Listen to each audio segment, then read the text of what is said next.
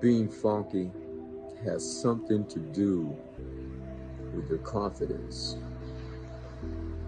Are you sure you are who you are as a dancer? Are you sure you're dancing to the groove? To be funky, you gotta know who you are. And yeah, and then be who you are. And then when you dance, it's all about the swag.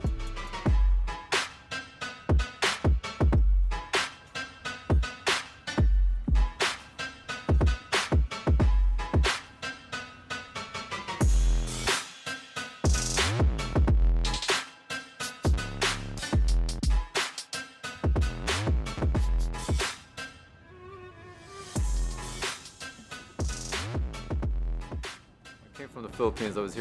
I got here when I was 5, right to San Francisco. Started dancing actually like 5 years old, 6 years old. My dad used to work for airlines, and every time they had company parties, like especially during Christmas, um, they would have these kids disco dance contests, and I would always win them because I had rhythm.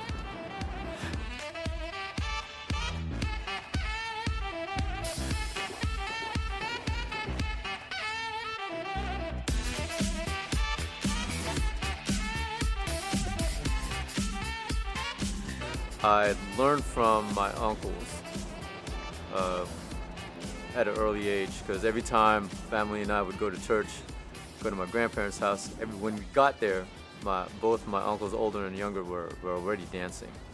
They just put on, a record or the latest that they would have. They must have like came back from the club and just had that in their head, had music in their head, and got up and just start dancing. But that happened like consistently, clockwork. The way things were at the time, like you were gonna ask people to teach you. There was no studio.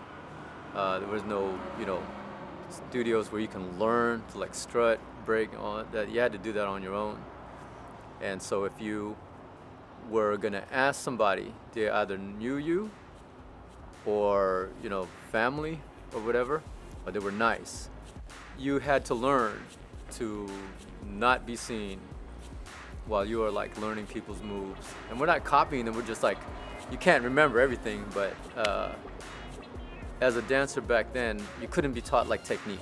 What you were going for is the feel.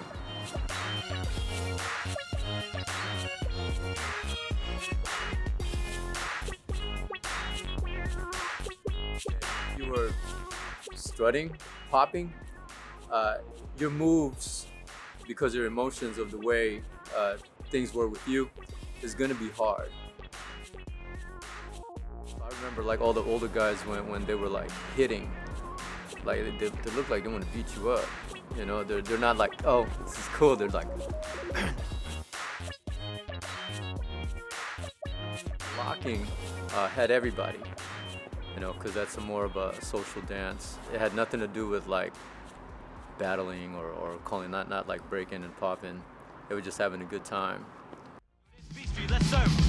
A lot of people then, man, is just very direct when it comes to, I want to fight you, It's just that, you get bumped or you're walking someplace, and then all of a sudden this guy like blocks you, you know, just like it's straight up like, what's up? Because somewhere around between the time you came in and here, there's like looks given, The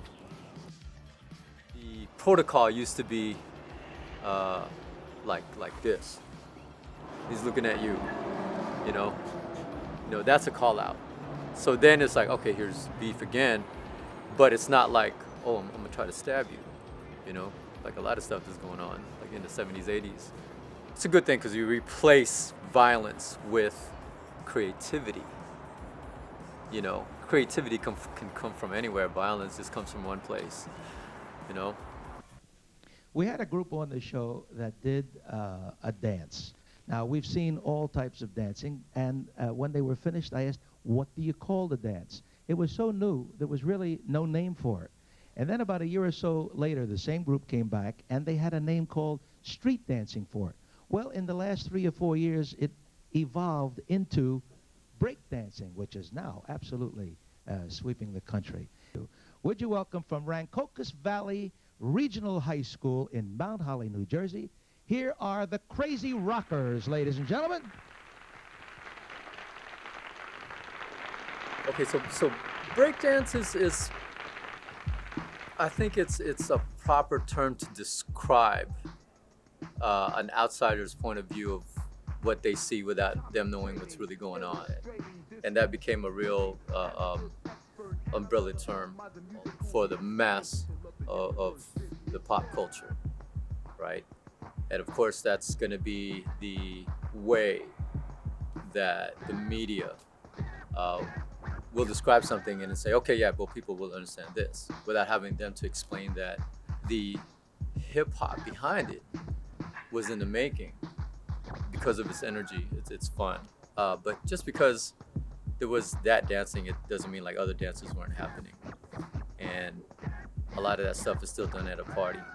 It wasn't until like the rap videos, the hip hop videos had dancers in it, and I think they're just dancing, but because it's on TV, you're connecting music and the whole culture with that dance. I matriculated San Jose from Chicago to Oakland to San Jose, but I didn't get my flavor, my swag, until I got here.